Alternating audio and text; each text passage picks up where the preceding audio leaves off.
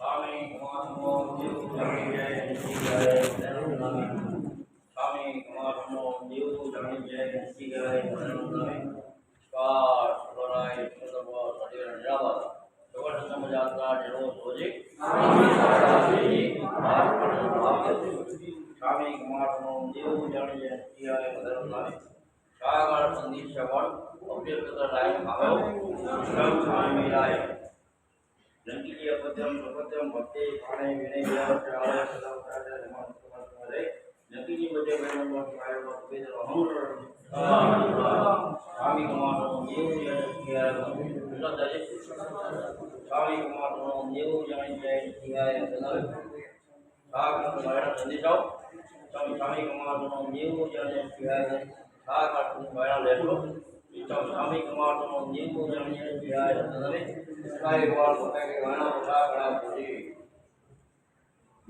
नमो अरिहंताणं नमो सिद्धाणं नमो आयर्याणं नमो वज्रायाणं नमो लोये सब्बसाहूणं ईसो पंचनमुक्कारो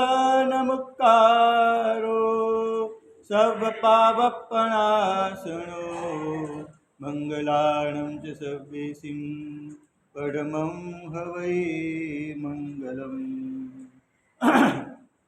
नमो दुर्वाररागादि वैरिवारनिवारिणे अर्हते योगिनाथाय महावीराय साईने श्री संखेश्वर मंडन पार्श्वजिन प्रणत कल्पतरुकल्प चूरय दुष्टव्रातं पूरय मे वाञ्छितं नाथ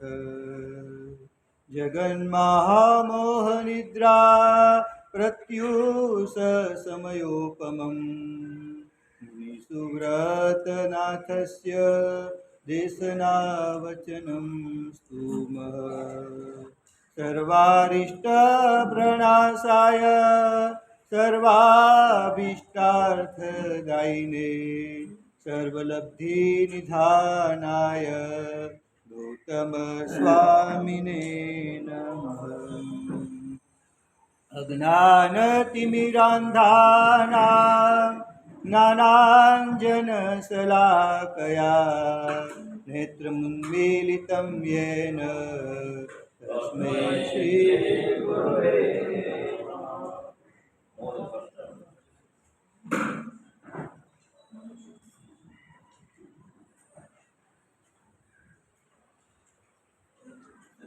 ओम ह्रीं ओम नमो अरिहंताणं ओम ह्रीं ओम नमो अरिहंताणं ओम ह्रीं ओम नमो सिद्धाणां ओम ह्रीं ओम नमो सिद्धाणां ओम ह्रीं ओम नमो आयर्याणं ओम ह्रीं ओम नमो आयर्याणं ओम ह्रीं ओम नमो वज्रायाणं ओम ह्रीं ओम नमो वज्रायाणं ओम ह्रीं ओम नमो लोये सब्बसाहूणम् ओम ह्रीं ओम नमो लोये सब्बसाहूणम् एषो पञ्चनमुक्कारो एषो पञ्चनमुक्कारो सर्वपावपणासनो सर्वपावपणासनो मङ्गलानं च सव्येसिं मङ्गलानं च सर्वेषु पठमं हवै मङ्गलम् परमं भवै मङ्गलम् ॐ ह्रीं ॐ नमो अरिहन्ताणम् ओम ह्रीं ओम नमो अरिहन्ताणं ॐ ह्रीं ॐ नमो सिद्धाणाम् ओम ह्रीं ओम नमो सिद्धाणां ॐ ह्रीं ॐ नमो आयर्याणम् ओम ह्रीं ओम नमो आयर्याणं ॐ ह्रीं ॐ नमो वज्रायाणम् ओम ह्रीं ओम नमो वज्रायाणं ॐ ह्रीं ॐ સબ્બસાહુણમ ॐ ह्रीं ॐ नमो लोहे सब्बसाहुणम् केशो पञ्चनमुक्कारो सब्बपावपणासनो मङ्गलानं च सव्येसीं पदमम वै मङ्गलम् ॐ ह्रीं ॐ नमो अरिहन्ताणम् ॐ ह्रीं ॐ नमो हरिहन्ताणम् ॐ ह्रीं ॐ नमो सिद्धाणाम् ॐ ह्रीं ॐ नमो सिद्धाणाम् ॐ ह्रीं ॐ नमो आयर्याणम् ॐ ह्रीं ॐ नमो आयर्याणाम् ॐ ह्रीं ॐ नमो वज्रायाणाम् ॐ ह्रीं ॐ नमो वज्रायाणाम् ॐ ह्रीं ॐ नमो लोहे सब्बसाहुणम् ॐ ह्रीं ॐ नमो लोहे सब्बसाहुणम् केशो पञ्चनमुक्कारो पञ्चनमुक्कारो सर्वपावपणासनो मङ्गलानं च सव्येसीं पदमम वै मङ्गलम् चत्तारि मङ्गलम् हरिहन्ता मङ्गलम् सिद्धा मङ्गलम् साहू मङ्गलम् केवली पन्नतो धम्मो मङ्गला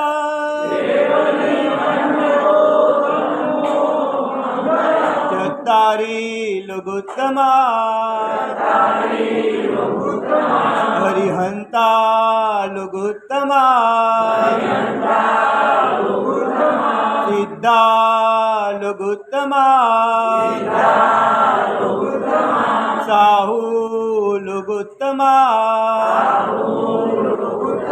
केवली पन्नतो धम्मो लघुत्तमो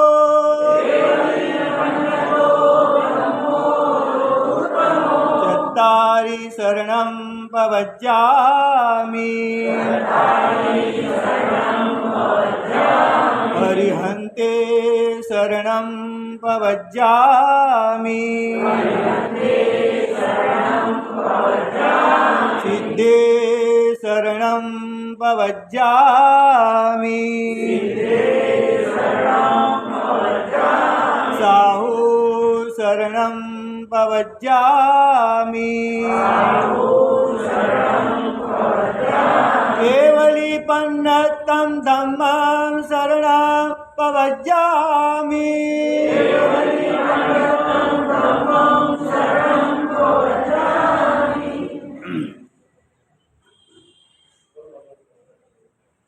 કલિકાળ સર્વજ્ઞ રચિત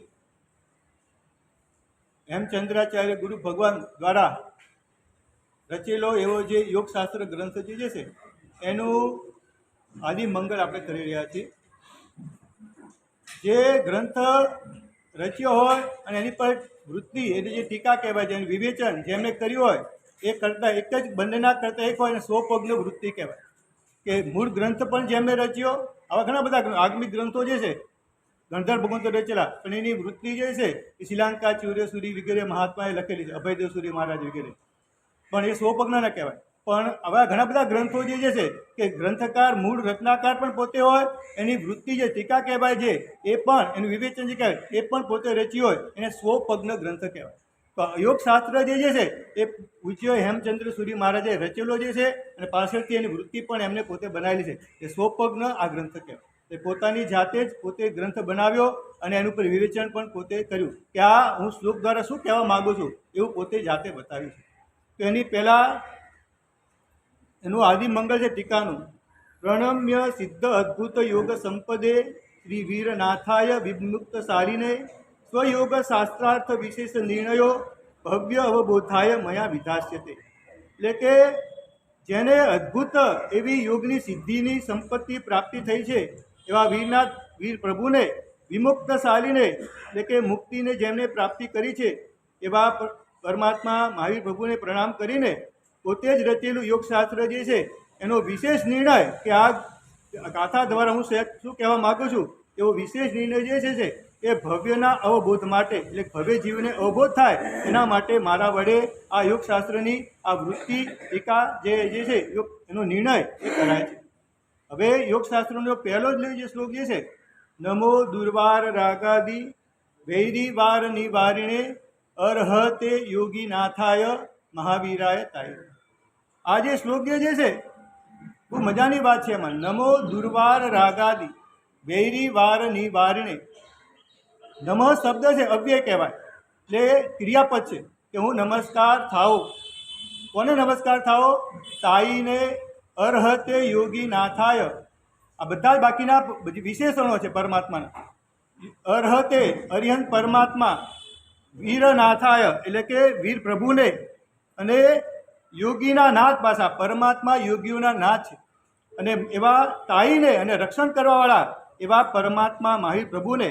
પણ મુખ્ય વિશેષણ એમનું બહુ મજાનું છે, દુર્વાર રાગાદિ વૈરી વાર નિવારીને. દુઃખેથી વારી શકાય એવા રાગ વગેરે આંતરશત્રુઓ જે છે એનું પણ અત્યંત રીતે નિવારણ જેમણે કર્યું છે. આપણે બધા સદમસ્ત જીવો જે છે કંઈક અંશે રાગ અને દ્વેષનું નિવારણ કરી શકે, પણ આત્યંતિક ક્ષય જે છે કષાયોનો અને રાગ વગેરેનો ક્ષય વિતરાગતા વગર એ 12મા ગુણઠાણા વગર આવતો નથી. 12મા ગુણઠાણે જે છે સદમસ્ત વિતરાગ બને માણસ, અને પછી 13મા ગુણઠાણે એમને કેવજ્ઞાની પ્રાપ્તિ થાય એ સર્વજ્ઞ વિતરાગ કહેવાય. 12મું ગુણઠાણું જે છે છદ્મસ્ત કહેવાય, પણ વિતરાગતા આવી જાય એમનામાં. પણ છદ્મ હજુ કેવજ્ઞાની પ્રાપ્તિ થઈ નથી, પણ વિતરાગતા એમનામાં પ્રાપ્તિ થઈ ગઈ. અને 13મું ગુણઠાણું છે એટલે 4 ખાતી કર્મનો ક્ષય થયો. આ ગુણઠાણાની વચ્ચે એવું ગેપ બહુ ઓછો છે. કહેવાય છે કે અંતર મુહૂર્ત સપક શ્રેણી જે છે ને 8મા ગુણઠાણાથી ને 13મા ગુણઠાણાની સપક શ્રેણી સફર કેટલી અંતર મુહૂર્તની છે. અંતર મુહૂર્તના અસંખ્યાતા પ્રકાર છે. 2 મિનિટ પણ એને પણ અંતર મુહૂર્ત કહેવાય, 5 મિનિટ પણ એને અંતર મુહૂર્ત કહેવાય, એમ 47 મિનિટ અને જે 59 સેકન્ડ અને એની પણ જે સમયો કહેવાય, સમય સૂક્ષ્મ હશે એટલા સમયની સુધી જે છે એ બધું પણ અંતર્મુહૂર્ત કહેવાય. 48 મુહૂર્ત પૂરું થાય એટલે મુહૂર્ત કહેવાય. 48 મુહૂર્તનું 1 મિનિટનું 1 મુહૂર્ત હોય, એની પહેલાંની બાકીની બધી ક્ષણો જે છે એ બધાને અંતર મુહૂર્ત કહેવાય. તો આખી સપક શ્રેણીનો સમય જે છે એ અંતર મુહૂર્તનો છે. એ કોઈક આરાધક જે સપક શ્રેણી માંડે અને 5-7 મિનિટમાં કેવજ્ઞાની પ્રાપ્તિ કરે છે, કોઈ 20-25 મિનિટે કેવજ્ઞાની પ્રાપ્તિ કરે, પણ એક ગુણઠાણાની સ્પર્શના કરતો જીવ જે છે 8મા ગુણઠાણે, 9મા ગુણઠાણે, 10મા ગુણઠાણે આખું એનું કર્મગ્રંથમાં બધું વિધિ બતાવે છે કે 8મા ગુણઠાણે કઈ રીતે કર્મનો ક્ષય કરે, કયા કર્મનો કપાવે, કઈ પ્રકૃતિ જાય, 9મા ગુણઠાણે કઈ જાય, 10મા ગુણઠાણે કઈ જાય, 10મા ગુણઠાણે લોભ જાય છે. લોભ કસાય છે ને એ સૌથી ખતરનાક છે. એનો ટુકડા કરવા પડે. ક્રોધને એકદમ આખો સપાટામાં ખતમ કરી નાખે, માને પણ સપાટામાં ખતમ કરી નાખે એક સાથે, અને માયાને પણ ખતમ કરી નાખે. પણ લોભ જે છે ને ખતમ જલ્દી થતો નથી, એટલે એના ટુકડા કિત્તીકરણ કહેવાય. એ ટુકડા કરી અને 10મા ગુણઠાણા એન્ડે એ કર્મ ખપાવી અને ડાયરેક્ટ 12મું ગુણઠાણું, સપક શ્રેણીમાં 12મું ગુણઠાણું આવે, ઉપસમ શ્રેણીમાં 11 ગુણઠાણા સુધી આવે જીવ અને પછી નીચે પડે. પણ સપક શ્રેણીમાં 10માંથી ડાયરેક્ટ 12મું ગુણઠાણુંની સ્પર્શ ના થાય અને ત્યાં વિતરાગતા એને પ્રગટ થઈ જાય. પણ હજુ છદ્મસ્ત છે હજુ, અને 4 ખાતી કર્મ ખપાવી અને 13મા ગુણઠાણે સર્વજ્ઞ વિતરાગ કહેવાય. આવી રીતે પરમાત્મા જે છે આ રીતે બધા જ પ્રકારના કર્મોને જેમને ખપાવી છે સંપૂર્ણ વૈરી વાર નિવારીને નિતાંત રીતે, અત્યંત રીતે જેમને આંતરશત્રુઓ જે છે દુર્વાર દુઃખેથી વારી શકાય એવા. કારણ કે આ આંતરશત્રુઓ જે છે ને અનાદિકાળથી અનંતકાળથી જીવ નિગોદમાં હતો ત્યારથી આ રાગ અને દ્વેષ જે છે આપણને વળગેલા જે છે. એટલે થોડી સાધનાથી કે થોડી મહેનતથી જતા નથી. કોઈ જીવ એવો હોય મરુદેવા માતા વગેરે કોઈ વિશેષ પ્રકારના એવા ભવ્ય જીવ હોય, એ ભવ્ય જીવ અને તથા ભવ્યત્વ છે ને એમાં બહુ અલગ ફરક છે. ભવ્ય જીવનો મતલબ મોક્ષમાં જવાની યોગ્યતા, પણ તથા ભવ્યત્વ બધાનું અલગ અલગ પ્રકારનું છે. તથા ભવ્યત્વ બધાનું અલગ અલગ પ્રકાર. તથા ભવ્યત્વ એટલે આ જીવ જે છે મોક્ષમાં જવાનો ફાઇનલ, પણ એ નિગોદમાંથી ક્યારે નીકળશે એ 100 ભવમાં 200 ભવમાં કે અસંખ્યાથી અવસરપીણી ફરીને મોક્ષમાં જશે, એ બધું તથા ભવ્યત્વના આધારે. અને હરેકનું તથા ભવ્યત્વ અલગ અલગ હોય. ભવ્યત્વ બધાનું એક કે મોક્ષમાં જવાની યોગ્યતા, પણ તથા ભવ્યત્વ એટલે કયા ભગવાનના સમયમાં કયા કારણથી પશ્ચાતાપ કરતાં કરતાં મોક્ષમાં જશે, અહિમુત્તા મુનિની જેમ, કે આ બીજી રીતે જશે, એ બધું તથા ભવ્યત્વનો ગુણ નક્કી કરે. ગુરુદેવા માતા જે છે એક અક્ષરો કહી શકાય. આપણે ત્યાં 10 અક્ષરાની વાત આપણે પરીક્ષામાં સાંભળશું, પણ એવા 500 અક્ષરાની પણ આપણે ત્યાં આવશ્યક નિવૃત્તિમાં વાત આવે છે કે જે સિદ્ધાંતમાં બનેલી વાતો, જે સિદ્ધાંતમાં કહેલી વાતો, એને પણ ઓવરટેક કરી અને જે મોક્ષમાં પ્રાપ્ત થયા હોય એવા ઘણા બધા હવે ઘણી બધી ઘટનાઓ બની છે કે એવા 500 અક્ષરા કે જે સિદ્ધાંતમાં ની વિરુદ્ધ થઈ કહી શકાય એવી ઘટનાઓ પણ 500 જેટલી ઘટનાઓ બની છે. મરુદેવા માતા જે છે, જનરલ જીવનો વિકાસક્રમ કેવો હોય, નિગોદમાંથી નીકળી પૃથ્વીકાય, અપકાય, એમાં કેટલી બધી અસંખ્યાથી અવસરપીણી પ્રસાર કરતો કરતો વનસ્પતિ ક્રમિક વિકાસ કરતો કરતો જીવ 2 ઇન્દ્રિયમાં, 3 ઇન્દ્રિયમાં, 14 ઇન્દ્રિયમાં, પંચેન્દ્રિયમાં, એમાં પણ કેટલી બધી ગતિઓમાં ફરતો ફરતો છેવટે મનુષ્ય ભવ પ્રાપ્ત કરે. આ ક્રમિક વિકાસ જીવનો મોટા ભાગના કહી શકાય, મોટા ભાગના જીવનો ક્રમિક વિકાસ થાય છે. પણ મરુદેવા માતા જે છે આ ક્રમિક વિકાસનો જે ક્રમ હતો એને ઉલ્લંઘન કરી અને નિગોદમાંથી નીકળ્યા, વનસ્પતિમાં આવ્યા અને ત્યાં પણ ક્ષમતાપૂર્વક અકામ નિજરા કહી શકાય, કારણ કે એવું મન તો ન હોય પણ એ ગમે તે કારણથી એ નિજરા કરી. આમ મન હોય નહીં પણ આપણે કહી શકાય કે સમજણપૂર્વક સહન કર્યું, એના કારણે મરુદેવા માતા બન્યા અને હાથીની અંબાડી ઉપર આપણે ત્યાં અનિત્ય ભાવનાએ ચડ્યા મરુદેવા. અનિત્ય ભાવનાની વાત પાછળથી આવેલી છે, પણ યોગશાસ્ત્ર વગેરેમાં પણ આગળ લખેલું છે કે પરમાત્માનું ઐશ્વર્ય જોતા જોતા લખ્યું છે ત્યાં યોગ જનિત સ્થૈર્ય, કે પરમાત્માની યોગ દશા જોઈને પરમાત્માની કેવળ જ્ઞાન અને એમની આંતર સ્થિરતા અને એમનું આંતરિક ગુણ વૈભવ અને પછી બાહ્ય સમવસની શોભા, એ બધાને જોઈને ગુરુદેવાનું અંતઃકરણ સ્થિર થયું છે અને એક સપક શ્રેણી એમને મારી દીધી છે અને પછી કેવળ જ્ઞાનની પ્રાપ્તિ કરી છે અને આયુષ્ય પણ પૂરું થઈ ગયું અને ત્યાં 14મું ગુણ ઠાણું પ્રાપ્ત કરી અંતઃકૃત કેવલી થઈ અને આ મરુદેવા માતા મોક્ષમાં પધારી ગયા. નહીતર બાકી મોટા ભાગના બધા જીવનો વિકાસક્રમ આ છે કે ધીમે ધીમે એકેન્દ્રિયમાં એટલે પૃથ્વીકાય અપકાય ક્રમ સ્વીકારશે. પૃથ્વીકાય કરતાં અપકાયની ચેતના થોડી વધારે સક્રિય બને છે. એટલે અમારે શાસ્ત્રમાં આવે છે કે પૃથ્વીકાય એટલે મીઠું રસ્તામાં પડ્યું હોય અને એક બાજુ પાણી પડ્યું હોય તો કોની પર ચાલવું? વિરાટના કંઈ બીજો કોઈ રસ્તો નથી, વિરાટના કરી પડે એમ છે તો પૃથ્વીકાય ઉપર ચાલવાનું કીધું છે આપણને. પણ અપકાય ઉપર નહીં. અપકાયનું જીવન સંઘર્ષ બહુ કોમળ છે અને એની ચેતના થોડી આગળ વધેલી. વનસ્પતિમાં તો સ્પષ્ટ આપણે દેખાય ચેતના. વનસ્પતિ વધી રહી છે, એને સંગીત સંભળાવો તો વધારે ફૂલ આપે, એની પર કોઈ કુહાડીનો પ્રહાર કરતા એવા ભાવથી જાય તો કર્માઈ જાય છે. આ વનસ્પતિમાં તો એકદમ સ્પષ્ટ ચેતના આપણે દેખવા મળે છે. એકેન્દ્રિય જ બધા એકેન્દ્રિય છે. પૃથ્વીકાયને પણ એક જ ઇન્દ્રિય છે, વનસ્પતિકાયને પણ એક જ ઇન્દ્રિય છે, પણ પૃથ્વીકાય કરતાં અપકાય, અપકાય કરતાં તેવકાય, તેવકાય કરતાં વાવકાય, વાવકાય કરતાં ત્રસકાય, એમ ઇન્દ્રિય એક જ છે. પણ એમાં ચેતના જે છે, ચેતનાનો વિકાસ જે છે એ રીતે જોવા જઈએ તો વનસ્પતિમાં સ્પષ્ટ ચેતના આપણે દેખાય છે. દેખાય ને, આપણે વધતું દેખાય છે આપણને. પૃથ્વીકામાં બુદ્ધિ થાય છે પણ બહુ ધીમી થાય છે, કારણ કે હજુ કોઈ પણ વ્યક્તિ જે ખાણ હોય ને, પથ્થરની ખાણ હોય કે હીરાની ખાણ હોય, કોઈ પણ હોય, એને ખોદવામાં આવે અને પછી અમુક પ્રકારનો કચરો વગેરે નાખી દે, પાછા પથ્થર અંદર ઉગી જતા હોય છે. આરસની ખાણો જે હોય ને, અમુક વર્ષો પછી પથ્થર નીકળ્યા પછી એને ખાડા પડી જાય, પછી અમુક પ્રકારનો કચરો અંદર માટી વગેરે ભરી દેવામાં આવે, પછી થોડા વર્ષો પછી પણ એને ઉગતા બહુ લાગે. પથ્થર પણ ઉગી રહ્યા છે. પૃથ્વીકાય વગેરે પણ એના કરતાં અપકાયની ચેતના વધારે વિકસિત થયેલી છે, એટલે એની વિરાટના વધારે. પાણીને થોડું ગરમ કરો, ઉકાળો એટલે અચિત થઈ જાય, પણ મીઠાને એકલું સામાન્ય ગરમ કરવાથી અચિત થતું નથી. આપણે કહીએ બલવન, આખું એટલે બલવન બનવાની પદ્ધતિ છે. પૃથ્વીકાયની વિરાટ જે છે એને અચિત થતાં બહુ વાર લાગે. એનું સંઘન મજબૂત છે એટલા માટે. અપકાયનું એના કરતાં બહુ કોમળ છે, એના કરતાં તેવકાયની વધારે કોમળ છે. ભાવકાયનું, વનસ્પતિકાયનું તો એનાથી પણ કોમળ છે. વનસ્પતિનો સ્પર્શ કરવા માત્રથી એને ખૂબ ભયંકર પીડા થાય છે. હા, સ્પર્શ નહીં, નજીકમાં જવાથી પણ પીડા થાય છે. એટલે અમારે આવે છે કે વૃક્ષ નીચે રહેવું પડે ને તો અમુક ફૂટ દૂર રહેવાનું, એકદમ નજીક નહીં રહેવાનું. આપણા શરીરની ગરમી જે છે એ પણ વૃક્ષના પાંદડાને અસર પહોંચાડી શકે. હા, શાસ્ત્રમાં તો એવું વર્ણન આવે છે કે વનસ્પતિને સ્પર્શ કરવાથી કેટલી પીડા થાય છે ખબર છે? કે ગર્ભવતી સ્ત્રી હોય અને એને કોઈ મલ્લ જેવો માણસ જે છે જોશથી મુક્કો મારે અને જે પીડા થાય ને એનાથી 8 ગણી પીડા આ વનસ્પતિના સ્પર્શ માત્ર થાય છે. આ બધું આચાર્યમાં બધું લખેલી વાતો છે બધી. વનસ્પતિનું સંગઠન બહુ એકદમ કોમન છે. અત્યારે તો વૈજ્ઞાનિકો પણ સંશોધન કરીને બધું બતાવે છે કે વનસ્પતિને કાપવા માટે કોઈ વ્યક્તિ કુહાડી લઈને ભાવથી જાય, મારે એને કાપી નાખી દે તો વનસ્પતિ પણ ભયના કંપન છોડે છે. કારણ કે આહાર, ભય, મૈથુન અને પરિગ્રહ સંજ્ઞા આ 4 સંજ્ઞા દરેક જીવને વળગેલી હોય. આપણે આ સ્પષ્ટ દેખાય, આપણને શરીર કંપતું દેખાય, પણ ત્યાં પણ વૈજ્ઞાનિકો જેવા સાધનો મૂકી અને વનસ્પતિમાં પણ ભય સંજ્ઞા, મૈથુન સંજ્ઞા, અમુક વૃક્ષો જે છે આંબામાં પણ તમે જુઓ ને, આંબામાં મૈથુન સંજ્ઞા સ્પષ્ટ દેખાય આપણને. આંબાવાડીમાં તમે કોઈ પણ ખેડૂતને પૂછો તો એમાં એક બધા માદા આંબા હોય અને ફિમેલ અને એક પુરુષ આંબો હોય, અને આંબાની મંજરી પાવન દ્વારા જે છે ફૂલ ઉડી અને ત્યાં પડે તો જ એમાં કેરીયા બાકી ના આવી શકે. હા, આખું વનસ્પતિમાં પણ આ મૈથુન સંજ્ઞા સ્પષ્ટ દેખી શકાય, બધી સંજ્ઞાઓ સ્પષ્ટ દેખી શકાય.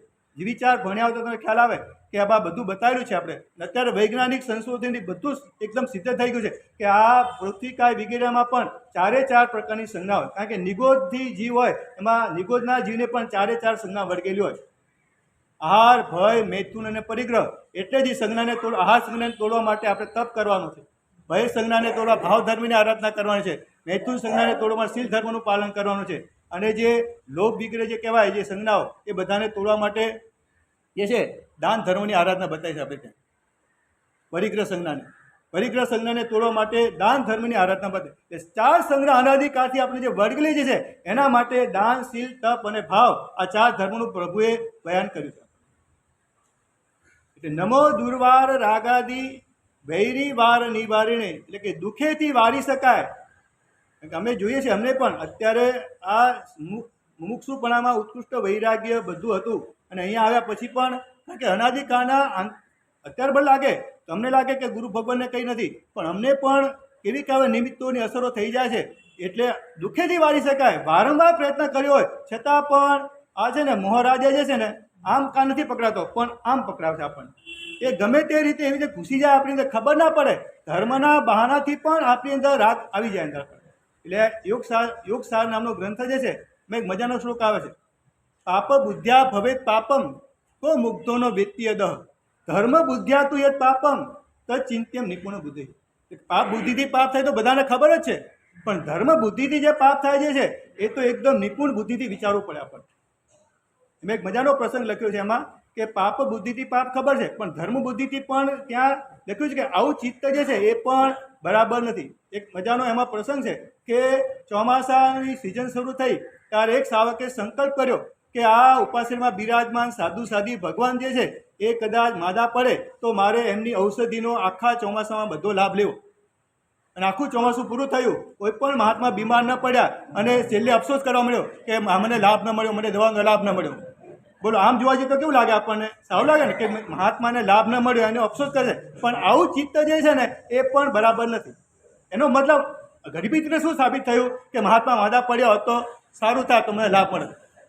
એટલે આજે ને ધર્મ બુદ્ધિ થયેલું પાપ કહેવાય. બોલો, આવી કેટલી વસ્તુમાં પણ ધર્મ બુદ્ધિથી આપણે પાપ કરી બેસતા હોય, ખબર પણ ના પડે આપણને.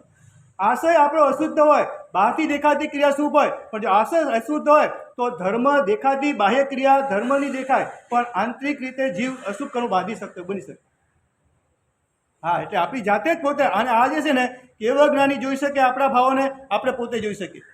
કદાચ આપણે પણ કદાચ નથી જોઈ શકતા, કારણ કે અમુક એવી સૂક્ષ્મ એવા ભાવોની એવી અંદર ચાલતું હોય છે ને કે આપણને અંદર બહુ ઊંડા ઉતરેલા હોય અને મન થોડું સૂક્ષ્મ થયેલું હોય ને તો ખબર પડે કે મારી અંદર કયા ભાવથી હું ક્રિયા કરી રહ્યો છું. એટલે બહુ સૂક્ષ્મ મન બનેલું હોય, વારંવારની આત્મજાગૃતિ રાખેલી હોય ને તો જ ખબર પડે કે મારી આરાધના કયા આશયથી થઈ રહી છે.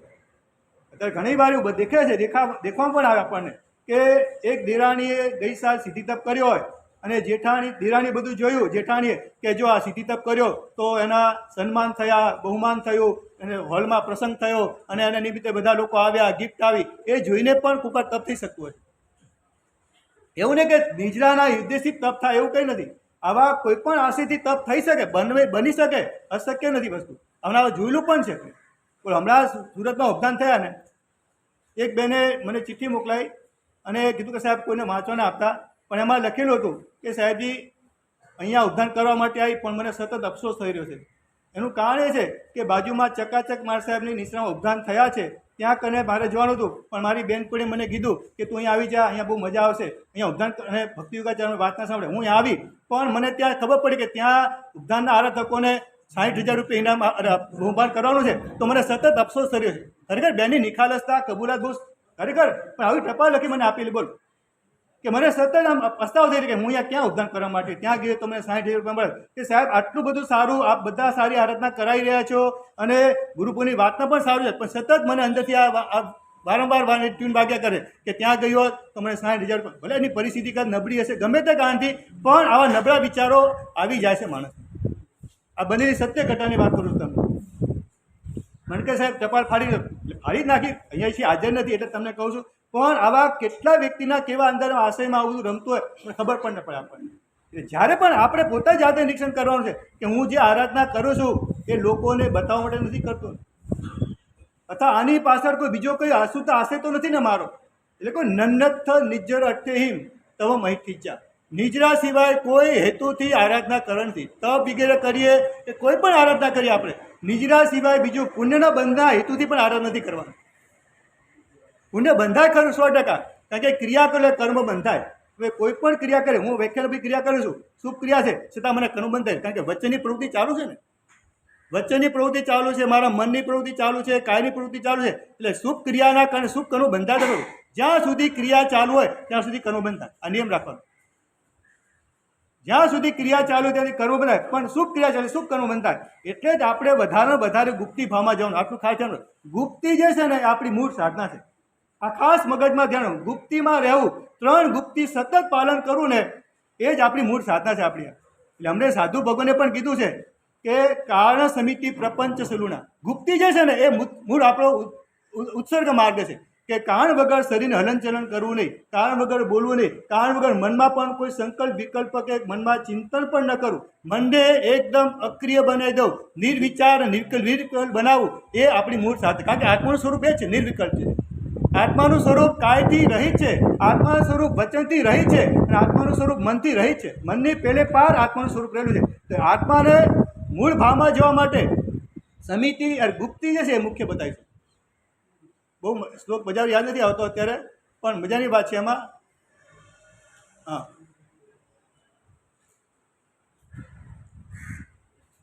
સાધ્ય અયોગી ભાવ સલુણા, સાધ્ય અયોગી ભાવ સલુણા સમક્ય બરાબર સમકિત ગુણ ઠાણે કર્યો રે. દેવચંદ્રજી મહારાજાની સજાની વાત કરું છું.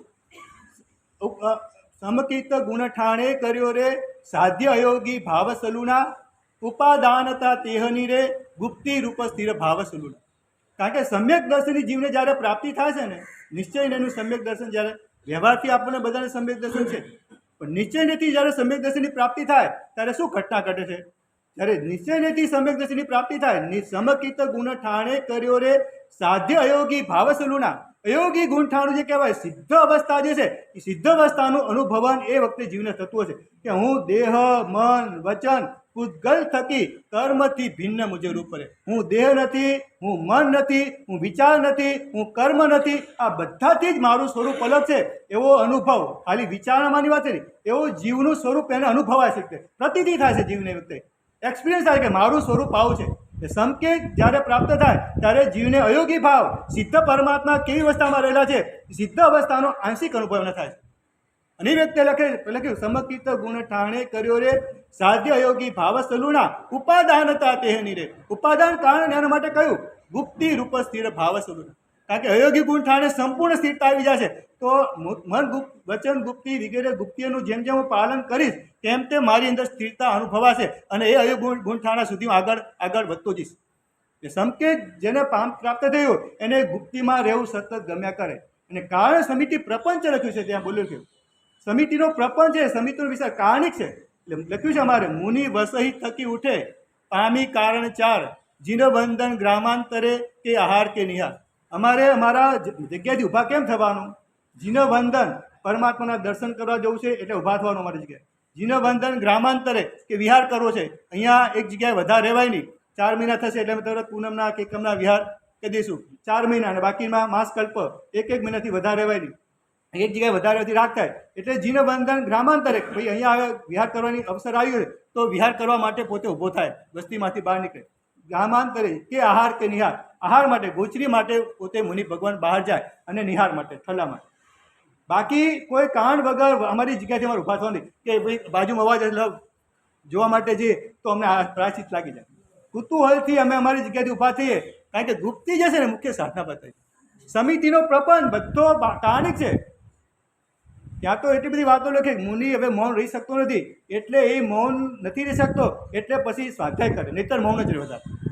આત્માની સાધનામાં ઊંડો ઉતરે, સતત ત્યાં લખ્યું છે કે હવે મૌન રહેવાતું નથી. હવે કંઈ બોલે છે તો બોલે છે શું કરવાનું? પછી પ્રસંગ બુદ્ધિ બોલ્યા કર, તમ તારે યોગશાસ્ત્ર બોલ્યા કર, યોગશાસ્ત્ર બોલ્યા કર, જ્ઞાનસાર બોલ્યા કર, એનો સ્વાધ્યાય કર્યા કર.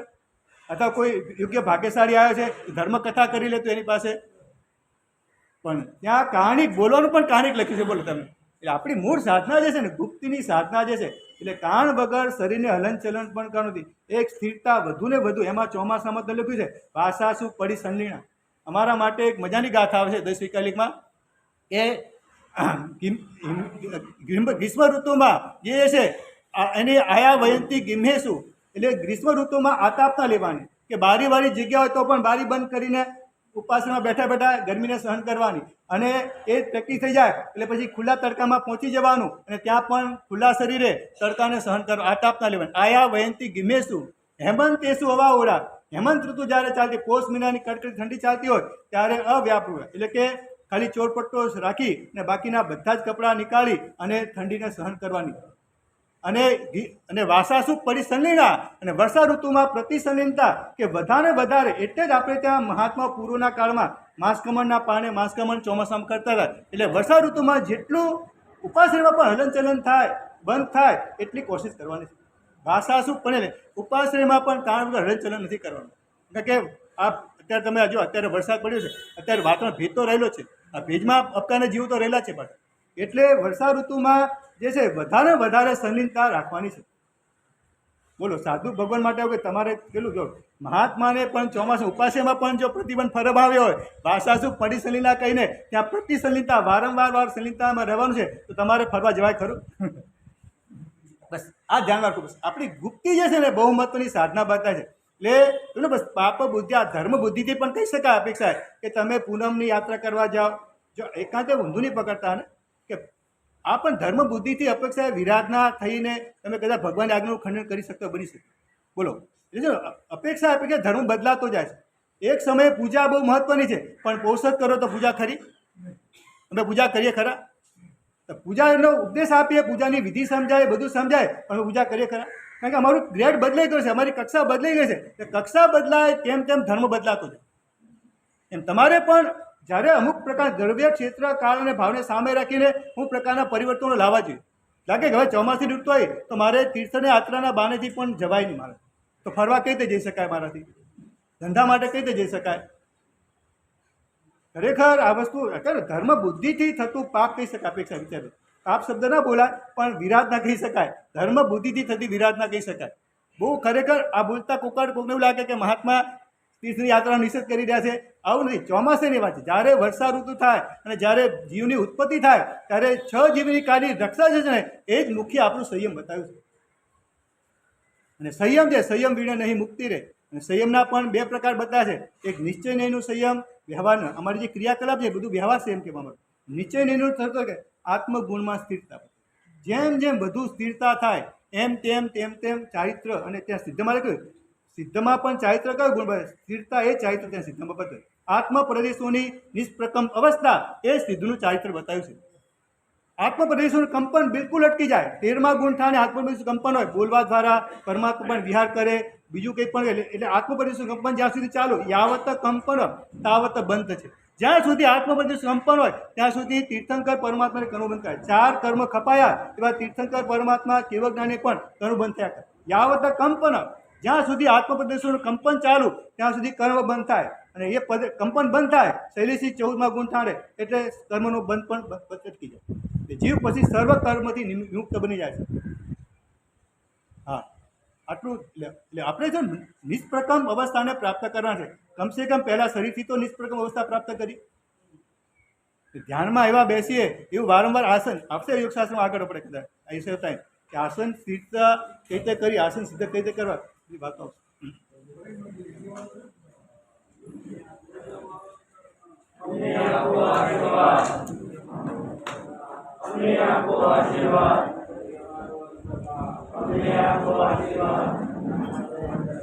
અમને આપો આશીર્વાદ. અમને આપો આશીર્વાદ. અમને આપો આશીર્વાદ. અમને આપો આશીર્વાદ. અમને આપો આશીર્વાદ. અમને આપો આશીર્વાદ. અમને આપો આશીર્વાદ. અમને આપો આશીર્વાદ. અમને આપો આશીર્વાદ.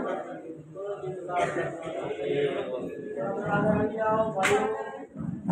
આગળ આવી જાઓ. બધા સભાઈને બેસજો. જોઈને છેલ્લે સુધી સાહેબનો અવાજ બધાને પહોંચે. બોલો જનતાસન દેવકી.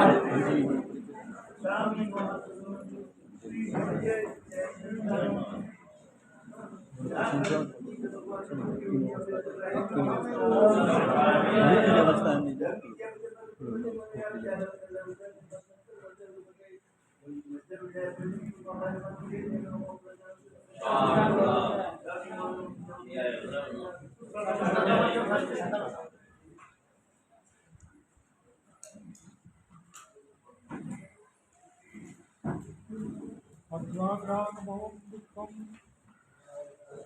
आत्मज्ञानेन हन्यते तथापि आत्मविज्ञानं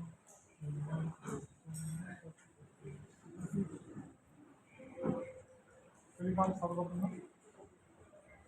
हेमचंद्र श्री महाराजाए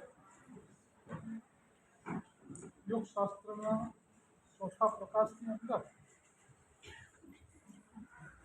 આપણા આત્માનું સ્વરૂપ અને એનો વિકાસ કઈ રીતે થાય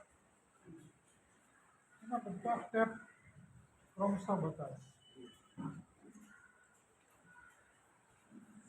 તો શરૂઆતથી પહેલા પ્રકાશની અંદર માર્ગાનુસારીના 35 ગુણની વાત આવે છે અને ત્યાં ધર્મસંગ્રહ ગ્રંથ સદગુરુ મહારાજ બનાવવા માંગતા હોય તો એની અંદર શરૂઆતમાં જ માર્ગાનુસારીના 35 ગુણો આવે છે એટલે એની અંદર આવી જશે. પછી શ્રાવકની આખી દિનચર્યા, શ્રાવકે કેટલા વાગે ઉઠવું, ઉઠીને શું કરવું એની વિગતવાર ચર્ચા અને કુમારપાળ રાજા કેવી રીતે પોતાની દિનચર્યા ચલાવતો હતો એ બધી વાત હેમચંદ્ર શ્રી મહારાજે કહી. અને એ પછી આત્માના વિકાસ ક્રમની વાત તો દિનચર્યાની વાત છે. સન્યાસી મહારાજ અવસરે અવસરે ચોથા પ્રકાશ સુધી આપણે જોવું ગઈકાલ સર્વજ્ઞ હેમચંદ્ર શ્રી મહારાજા છે એ માનસ શાસ્ત્રના અજોડ નિષ્ણાત સિદ્ધરાજ જયસિંહ પણ એમને મળ્યો અને કુમારપાળ પણ મળ્યો. સિદ્ધરાજ જયસિંહે પૂછ્યું કે મારે કયા ધર્મનું પાલન કરવું જોઈએ. તો હેમચંદ્ર શ્રીએ જોયું કે આ માણસ ચુસ્ત શૈવ છે અને હું એને એમ કહું છું કે તું જૈન બની જાને તો એને રિએક્શન આવશે, ઉતાનો આવતો હશે તો પણ બંધ થઈ જશે. એટલે એને કહ્યું કે જો તમારા શાસ્ત્રની અંદર ચારી સંજીવની નામનો ન્યાય આવે છે. એ પ્રમાણે તું દરેક ધર્મના ધર્મગુરુને બોલાવો, એમના ધર્મની વાત સાંભળ, પછી અમારી તને કઈ એપ્લાય કરવા જેવી લાગે છે તું તારી બુદ્ધિથી વિચાર કર.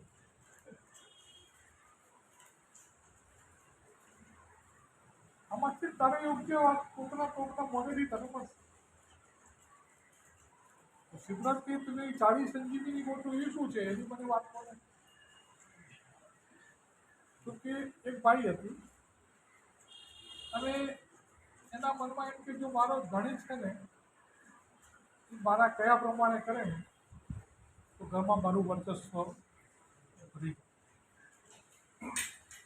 એટલે કોઈ ગંતર કોઈ મળી ગયા હશે એને બધું મારો ધણી હું એમ કરે રિપોર્ટ મારા હાથમાં હોય અને હું દબાવું એ પ્રમાણે એક્શન થાય એવું તું કરી શકે કે એ લોકોના હાથમાં છે. છતાંય તમે ખુશ છો ને? છતાંય તમે ખુશ છો? રાખે છે.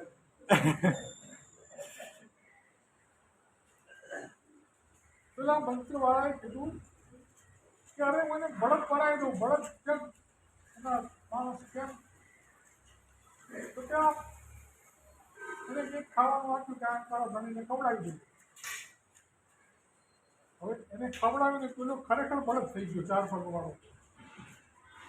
અને પેલી ભાઈની કે આવી ગણતરી નહોતી 4 પગવાળો બળદ તો એને ઉપાડી એને ચરાવવા લઈ જવો ને એને પાણી પાવું તો બધી ઉપાડી થઈ. હવે બિચારી એમ થયું કે અમે ક્યાં આમ પેલા રવાડે ચડી અને આ બિચારા મારા ધણીને વગર વાંકે ખાલી મારા રિપોર્ટમાં લાવવામાં એને બળદ જણાવી દીધો. હવે એને રોજ ચરાવવા માટે લઈ જાય. એમાં એક વખત એ ઝાડ નીચે પેલો બળદ ચરતો હતો.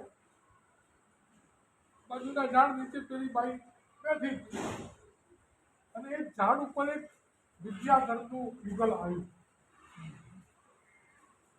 તો એમાં પેલા પુરુષે જોયું કે આ સામે બળદ છે ને પણ એ ખરેખર કોઈ દિવ્યંત જાતિનો બળદ લાગતો, આ કોઈક મંત્ર તંત્ર દ્વારા કરાયેલો બળદ છે.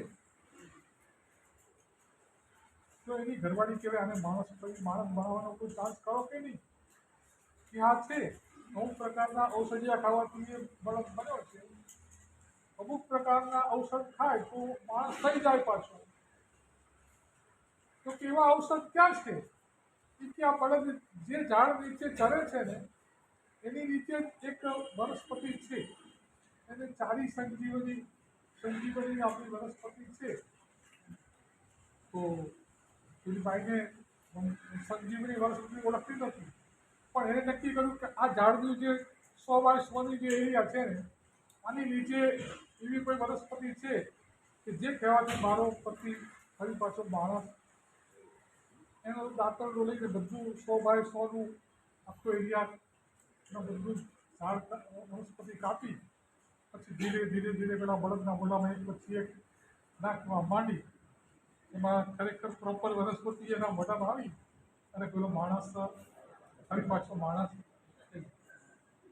એમ આપણા માટેની યોગ્ય દવા છે એ જ્યારે આપણને ચોક્કસ લોકેશન ના હોય ત્યારે એની આજુબાજુની બધી હોય એ બધાનો તમે ટેસ્ટ કરો એમાં ક્યાંક તમને તમારા માટેની પ્રોપર વનસ્પતિ. એમ સિદ્ધરાજ જયસિંહે કીધું કે દુનિયાભરના જેટલા પંડિતો વિદ્વાનો છે એ બધાને બોલાવો. એ લોકોના ધર્મશાસ્ત્રો એના સિદ્ધાંતો એની સ્વરૂપ આ બધું તું સાંભળ અને સાંભળ્યા પછી તારા મનની અંદર જે રજૂ છે એ પ્રમાણે કર. સિદ્ધરાજે જોયું તમારા તો ઉપર માઇન્ડ છે. બાકી અત્યાર સુધીનો જેટલા મને મળ્યા છે એ બધાએ ગમે તેમ કરીને પોતાના સંપ્રદાયમાં પોતાની કંઠી બાંધવામાં પ્રયત્ન કરતા હોય છે. આ મહારાજે પોતાના ધર્મની વાત કોઈ નથી કરી, પોતાની કંઠી બાંધવાની વાત નથી કરી, મારી બુદ્ધિ ઉપર એમને છોડ્યું છે કે તું બધાનું સાંભળ અને સાંભળ્યા પછી એટલે એમ ખરેખર હવે આ મહાત્માની વાત આપણે રોજ સાંભળવી જ્યારે કુમારપાળ હેમચંદ્રસુરી મહારાજના સંપર્કમાં આવ્યો ત્યારે એની યોગ્યતા એની લાયકાત એ બધું સાંભળ્યા પછી એને કહ્યું કે ખરેખર તારા માટે આ જીનેશ્વર ભગવાને બતાવેલો જે ધર્મ છે એ તારા માટે શ્રેષ્ઠ છે. અને કુમારપાળે 12 વ્રત ઉચ્ચાર્યા. શાસ્ત્રમાં એના માટે પરમારથ, અહત એટલે શ્રાવક, પર્યંત ભગવાનનું માને, એમાં પણ પરમ એટલે શ્રેષ્ઠ પ્રકારના શ્રાવકની પદવી શાસ્ત્રકારોએ કુમારપાળને આપી. તો આવી જેમની પાસે માનસ શાસ્ત્રીય અદ્ભુત શક્તિ હતી કે જે માણસ છે એને કઈ રીતે અને એના માટે યોગ્ય વસ્તુ છે અને એને શું કરવાથી એનું કલ્યાણ થાય, આ બધી વસ્તુઓને એમને બરોબર ધ્યાનમાં રાખી અને આ યોગશાસ્ત્રની રચના કરી. તો અહીંયા ચોથા પ્રકાશના પ્રારંભમાં કહ્યું છે કે આત્મા જ્ઞાન ભવમ દુઃખમ, આત્મજ્ઞાને દુઃખમ. આપણી બધી તકલીફો છે એ આત્માના અજ્ઞાનમાંથી ઊભી થયેલી છે અને એની દવા આત્માનું જ્ઞાન છે.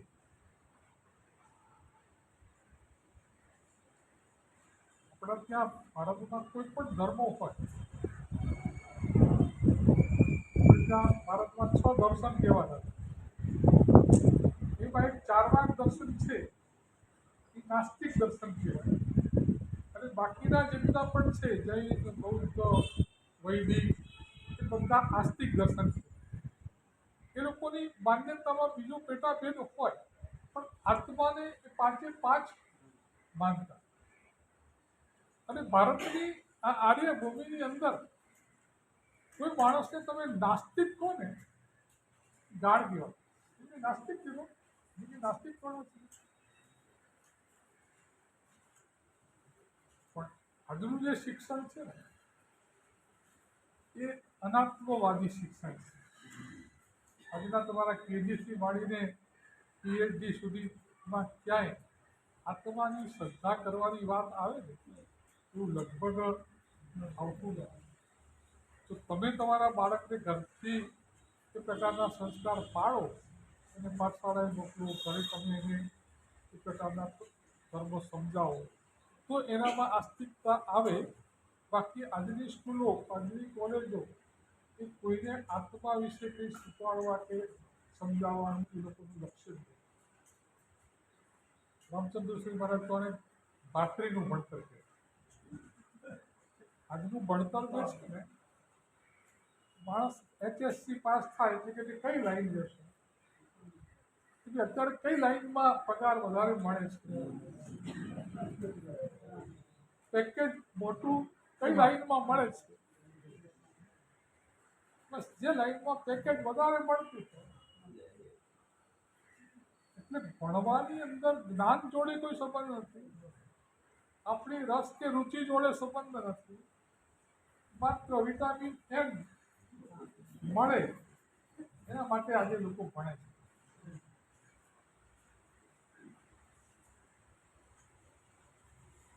જ્યાં સુધી આપણને આત્મા વિશે વારંવાર ચિંતા નહીં થાય, અમે વારંવાર તમને આત્માની વાત યાદ કરાવીએ. બાકી અહીંથી બહાર ગયા પછી તમને કોઈ આત્મા વિશે સમજાવે એવું લગભગ તમને મળતું નથી.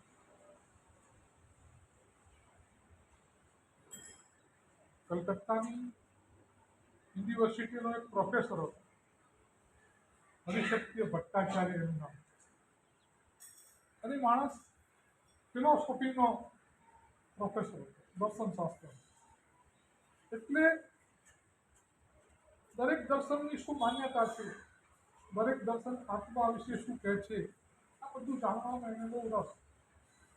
એટલે જ્યારે પણ ફ્રી પડે એટલે લાઇબ્રેરીમાં જઈ અને કોઈને કોઈ દર્શન શાસ્ત્રનું પુસ્તક કાઢે અને પછી એને વાંચે. એમાં એક દિવસ એને વાદી દેવશ્રી મહારાજનું પ્રમાણને ચૂકવા લોકાલંકાર નામનું પુસ્તક લાઇબ્રેરીમાંથી કાઢ્યું. આમ પાણી ફેરવતો હતો ને એમાં એક સૂત્ર એના વાંચવામાં આવ્યું કે અકારાદી પૌદ્ગલિકો વર્ણો. એટલે આપણે જે ક ખ જે વર્ણ બોલીએ છીએ આ બધા પૂતગલ છે, મેટર છે. તો એ માણસ ચમક્યો. વિજ્ઞાન તો શબ્દને પૂતગલ માને છે અને રેડિયો દ્વારા આપણે એ વસ્તુ પુરવાર થઈ ગયેલી છે કે કોઈ પણ જગ્યાના શબ્દો તમારા ટીવીમાં મોબાઈલની અંદર સાંભળી શકાય છે. એ પછી રૂપ પણ પૂતગલ છે. એ પણ આજના વિજ્ઞાને સિદ્ધ કરી આપ્યું. નરેન્દ્ર મોદી લાલ કિલ્લા ઉપરથી ભાષણ કરતો હોય ને તમારા ઘરના ઇન્ડિયન બોક્સમાં તમે બેઠા બેઠા એને જોઈ શકો. એના બધી હાવભાવ બધું. એટલે રૂપના પૂતગલો પણ એ દ્રવ્ય છે, મેટર છે. એ આજના વિજ્ઞાને પુરવાર કર્યું. આપણા શાસ્ત્રકારોએ તો હજારો વર્ષ પહેલા સપ્ત રૂપ રસ દંડ વર્ણ વંત પૂતગલા આ પાંચે પાંચ છે બધા પૂતગલ છે. તો આપણે ત્યાં તો સપ્ત પૂતગલ છે આ વાત હતી. એટલે વાદી દેવશ્રી મહારાજે એમના પ્રમાણના સૂત્રમાં લખ્યું કે અકારાદી પૌદ્ગલિકો વર્ણ. એવો માણસ ચમક્યો કે આજ સુધીમાં જેટલા મેં ફિલોસોફીના ગ્રંથો વાંચ્યા છે કોઈ ફિલોસોફીના ગ્રંથવાળાએ શબ્દને મેટર કે દ્રવ્ય નથી કહ્યું. બધાએ શબ્દ ગુણતમ આકાશમ, શબ્દ એ આકાશનો ગુણ છે, શબ્દ અરૂપી છે, આવું જ કહ્યું છે. તો આ તો કંઈ સાયન્સનું પુસ્તક નથી. એને કહ્યું કે આ વાદીદેવશ્રી મહારાજ તો સિદ્ધરાજ જયસિંહના સમયમાં થઈ ગયા, 1000 વર્ષ થઈ ગયા. 1000 વર્ષ પહેલાં આ મહારાજને કેવી રીતે ખબર પડી કે શબ્દ પૂતગલ છે? મારે આ બધું ધ્યાનથી વાંચવું પડે. એક એક સૂત્ર ધ્યાનથી વાંચવા પડે. પછી એને જોયું કે આ વાદીદેવ સુધી મહારાજ તો 1000 વર્ષ પહેલાં થયા, પણ 2500 વર્ષ પહેલાં ભગવાન મહાવીરે પણ આ જ વાત કરી અને એની પહેલાં અનંતા તીર્થંકરોએ પણ આ જ વાત કહી છે. તો એને થયું કે 2500 વર્ષ પહેલાં જ્યારે દુનિયાના કોઈ ફિલોસોફીમાં શબ્દ આકાશનો ગુણ છે એ સિવાય બીજી કોઈ વાત હતી નહીં. શબ્દ મેટર દ્રવ્ય છે આવી કોઈ વાત હતી નહીં. એ કાળે આ ભગવાન મહાવીરે જો એમ કહ્યું હોય કે શબ્દ પૂતગલ છે તો એનો અર્થ એ કે ભગવાન મહાવીર સર્વજ્ઞ હોવા જ નહીં તો આ વાત થાય. બસ એની પહેલી જ દૃષ્ટિએ નક્કી કર્યું કે ભગવાન મહાવીર સર્વજ્ઞ છે. હવે ભગવાનની એક એક વાતને એ શ્રદ્ધાથી આંખથી જોયું. હવે એને પીએચડીનો નિબંધ લખવાનો હતો. તો એને જૈન સાહિત્યની અંદર આ પૂતગલોનું જે સ્વરૂપ એના ઉપર સબ્જેક્ટ લીધો અને પછી એને લગતા જે ગ્રંથો વાંચી એના રેફરન્સો આપી અને 500 પાનાનો નિબંધ લખ્યો અને નિબંધ લખીને યુનિવર્સિટીમાં સબમિટ કર્યો. એટલે 4-5 પ્રોફેસરો ભેગા થઈને એનું ચેકિંગ કરે તો 5 પ્રોફેસરો માધુ કજવાડે કે there is something wrong. આપણે ફિલોસોફીના પ્રોફેસરો છીએ અને આમાં તો અણુ ને પરમાણુ ને વિજાણુ ને એ તો મેટર ઓફ સાયન્સ. આ કોઈ સાયન્સનો વિદ્યાર્થીએ પીએચડીનો નિબંધ લખ્યો છે અને ભૂલથી આ યુનિવર્સિટીવાળાએ આપણને પછી જોયું કે આ પ્રોફેસર કોણ છે અને લેખક કોણ છે? આ તો ભટ્ટાચાર્ય તો દર્શનશાસ્ત્રના પ્રોફેસર છે અને એને ફિલોસોફી કરેલું છે, સબ્જેક્ટમાં ફિલોસોફી લખ્યું છે. સાયન્સ તો વાતો તો બધી સાયન્સની જ આવે છે આમાં. સમજો આમાં આપણી પડતું નથી. ભટ્ટાચાર્યને બોલાવ્યું કે હું લખ્યું છે ક્યાંથી લાવ્યો એવું બધું. અમે એ લોકોને વાયવા માટે બોલાવવાનો હોય જ છે કે આપણે માથાનો ફોડ કરવા કરતાં એને પૂછી લઈએ બધું. તો મિસ્ટર ભટ્ટાચાર્ય, તમે સ્ટુડન્ટ ક્યાંના છો? હું ફિલોસોફીનો સ્ટુડન્ટ છું. તો કે આમાં બધું સાયન્સની બધી વાતો કેમ નહીં છે? કે સાહેબ, આમાં એક પણ વાત કે એક પણ લીટી મેં સાયન્સના પુસ્તકમાં જોઈને લખી નથી. આ બધી જૈન સાહિત્યના કર્મ ગ્રંથો અને એના બધા જે દ્રવ્યાનુયોગના ગ્રંથો છે એમાંથી મેં લખી છે. બધાના રેફરન્સ નીચે લખ્યા જ છે. અને તમને વધારામાં કહું કે જૈન સાહિત્યમાં દરિયા જેટલું પડ્યું છે ને એમાંથી આ ચમચી જેટલું મેં મારા જગતમાં મૂક્યું છે. બાકી તો બધું મારી ખોપડીમાં ઉતરે એવું નથી અને તમારી ખોપડીમાં ઉતરે એવું નથી. એટલું બધું ગહન જૈન સાહિત્ય, એમાં જેટલી ટેકનોલોજી છે એની અંદર જેટલા સાયન્સની વાત છે ને એટલી દુનિયામાં તમને ક્યાંય જોવા ના મળે.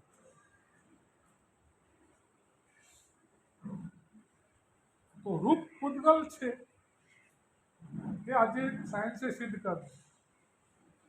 ગંધ પૂતગલ છે. અત્યારે કેટલાક સાયન્ટિસ્ટો છે ને એ સેક્ટો વિઝન માટે પ્રયત્ન કરી રહ્યા છે. ટેલિવિઝન છે કે દૂરનું દ્રશ્ય નજીકમાં દેખાય, પણ જે પ્રકારનું દૃશ્ય હોય એ પ્રકારની સુગંધ પણ તમને ફીલ થાય. તો ગુલાબનો ઢગલોનું દૃશ્ય આવે ને તો એની સાથે સાથે તમને ગુલાબની સ્મેલ પણ આવી જોઈએ.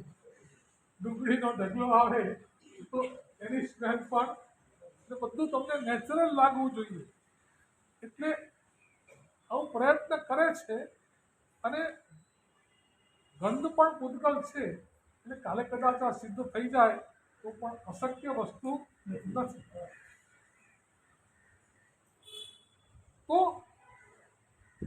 આ હરિસત્ય ભટ્ટાચાર્યને થયું કે મારે હવે આ જૈન દર્શનને શ્રદ્ધાની આંખે વાંચવું છે. પછી એને જૈન દર્શનના અનેકાંત માર્ગને ખરેખર આના જેવો તો કોઈ બાકીના બધા દર્શનો જે છે કોઈ એકાદ ચીતે પકડી રાખો. સાંખ્ય દર્શન છે એક આત્મા નિત્ય છે. નિત્ય એટલે નિત્ય, એમાં કોઈ ટ્રાન્સફર થાય નહીં. બૌદ્ધ દર્શન કે આત્મા અનિત્ય છે, દરેક ક્ષણે નાશ. જ્યારે જૈન દર્શને શું કહ્યું કે આત્મા દ્રવ્યથી શાશ્વત છે, પર્યાયથી અશાશ્વત છે. આપણે અત્યારે મનુષ્યના પર્યાયમાં છીએ. આ એક પર્યાય કામ ચાલુ છે, ક્યારેક શરૂ થયો છે અને ક્યારેક આ પર્યાય પૂરો થશે. આપણે અહીંથી દેવલોકમાં પણ જઈએ, બીજે પણ જઈએ, પણ એ વખતે આપણું આત્મદ્રવ્ય તો આનું આ જ રહેશે, પણ આપણી ગતિ બદલાઈ જશે.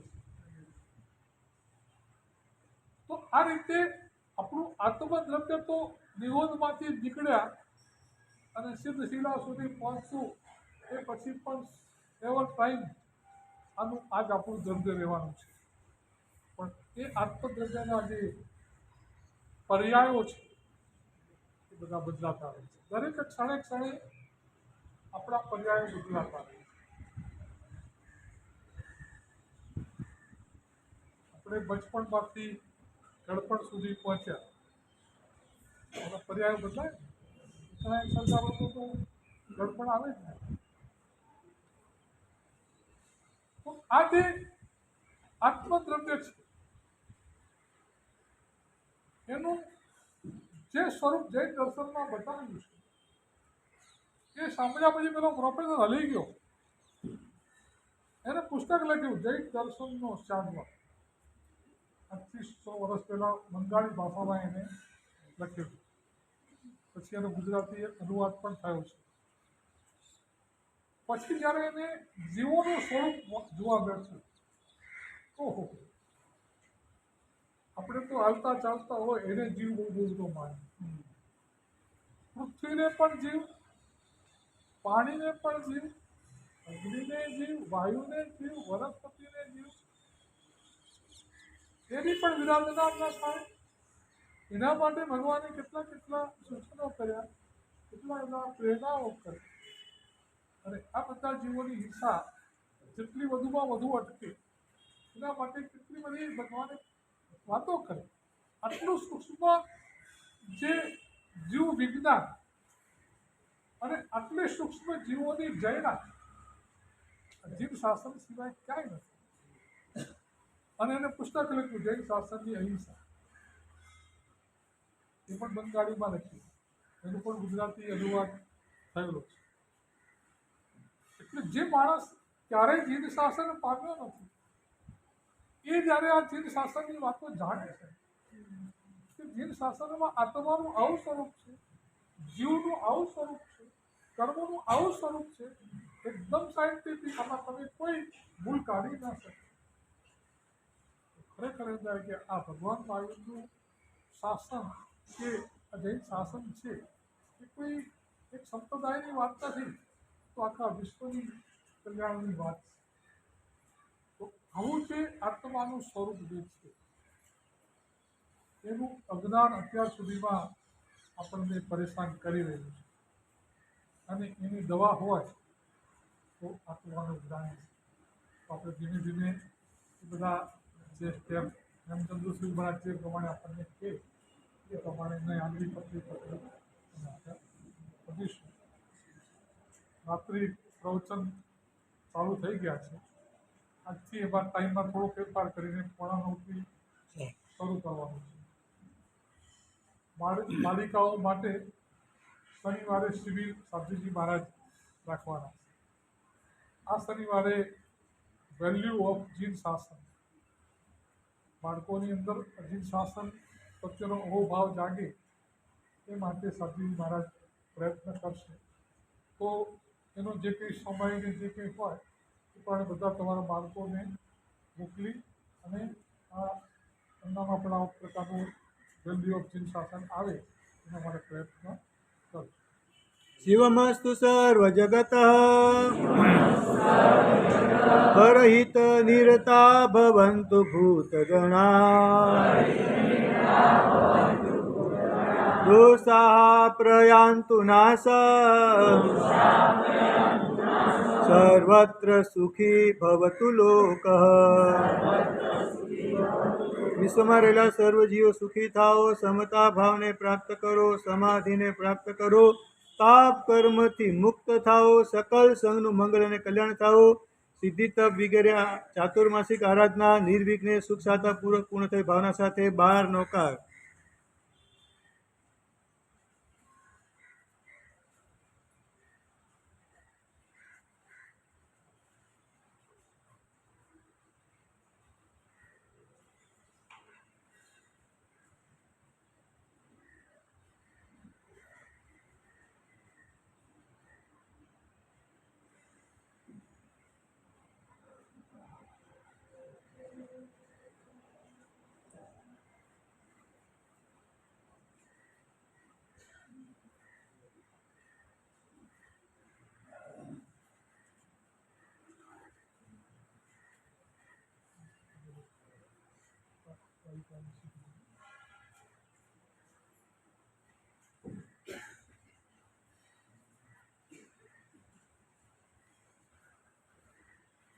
બોલો શ્રી ચિંતામણી પાર્શ્વનાથ ભગવાન કી જય.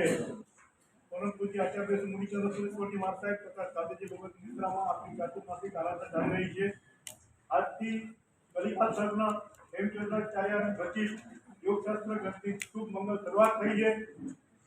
સાહેબે કીધું એમ સાહેબ પાસે જૈન શાસ્ત્રના જ્ઞાનનો દરિયો છે, એમાંથી આપણે એક ચમચીને પણ ટીપું પણ આપણે ગ્રહણ કરીએ તો આપણા હાથમાં જરૂર પાવન થશે.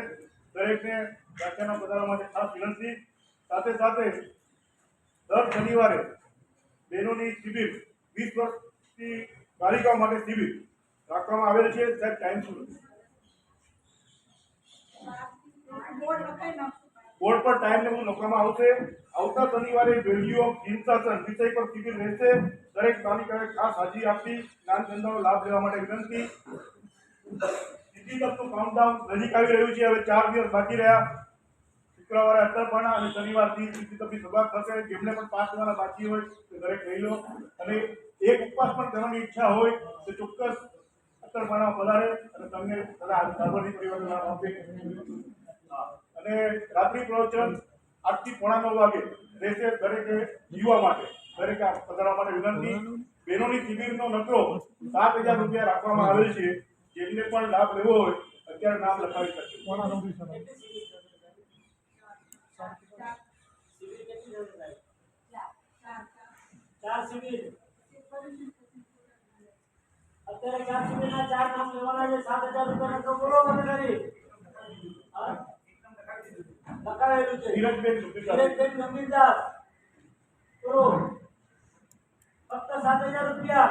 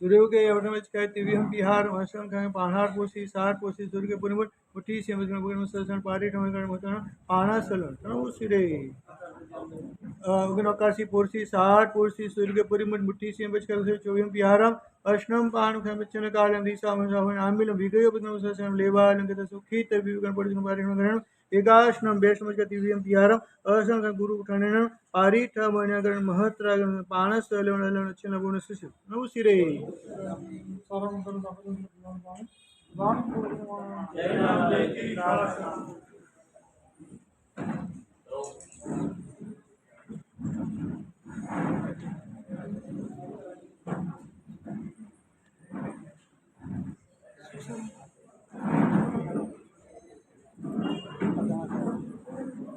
Thank you.